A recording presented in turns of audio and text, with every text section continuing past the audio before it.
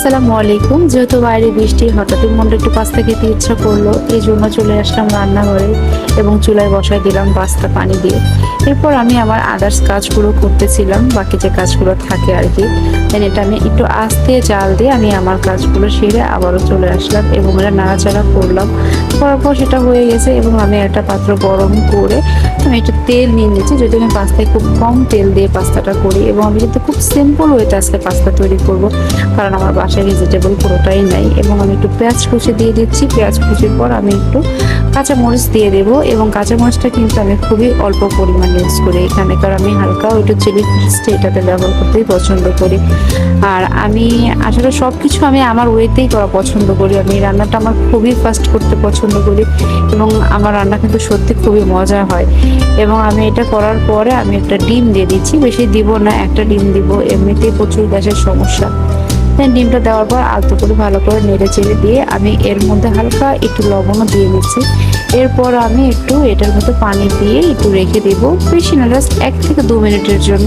পানিটা যখন শুকিয়ে আসবে তখন আমি নাড়াচাড়া করবো। এর মধ্যে আব্বু ফোন দিয়ে দিল, আব্বুর সঙ্গে কথা বললাম, আম্মুর সঙ্গে কথা বললাম এবং নাড়াচাড়াও করলাম। একই সঙ্গে 3টা কাজ করতেছি। এরপর আমি কথা বলতে বলতেই হঠাৎ করে আমার পেছন থেকে কেউ একজন এসে ফোনটা নিয়ে নিল। এরপর আমি এর মধ্যে পাস্তাটা দিয়ে দিলাম।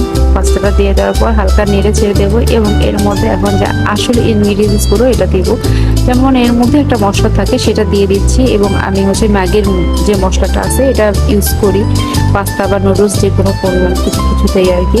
এবং এর মধ্যে একটু টমেটো সস এবং একটু সয়া সসটা দিব, এটা আমার খুবই ভালো লাগে। এবং সয়া সসটা দেবো কিন্তু খুব অল্প পরিমাণ, খুব বেশি না। এবং একটু চিলি ফ্লেক্স দিয়ে নেবো খুবই হালকা। এবার আমি কাঁচামরিচ একটু ইউজ করেছি হালকা পরিমাণ দিয়ে একটু নেড়ে চেড়ে নেবো। এবার নেড়ে চেড়ে দেওয়ার পর যখন একটু জুসি টাইপটা যখন একটু কমে যাবে, লাইক কড়াইটা একটু ধরে ধরে যাওয়ার ভাব হবে, তখন আমি আমার রান্নাটা কিন্তু শেষ করে ফেলবো। এবং দেন আমি সেভাবে এটা নাড়াচাড়া করে নিচ্ছি। 1 থেকে 2 মিনিট নাড়াচাড়া করে নেওয়ার পরে কিন্তু আমার পাস্তাটা প্রায় রেডি হয়ে যাবে। এই যখন হালকা হালকা দেখো স্মোকি করবেন, দেন আমার পাস্তাটা কিন্তু রেডি। এবং সিরিয়াসলি এটা কিন্তু খুবই মজা হয়েছিল, একদম খুবই মজা, টু মাচ ইয়াম্মি। আসসালামু আলাইকুম।